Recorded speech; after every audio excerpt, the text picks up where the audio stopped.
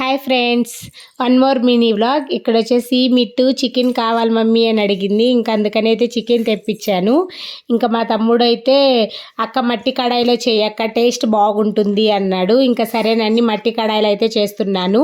ఇంకా చేసే మధ్యలో అక్క గ్రేవీగా చెయ్యక్క అన్నాడు. ఇంకా అందుకనేసి ఇంకా టమోటా ఆనియన్స్ సన్నగా కట్ చేసుకొని ఉన్నాను.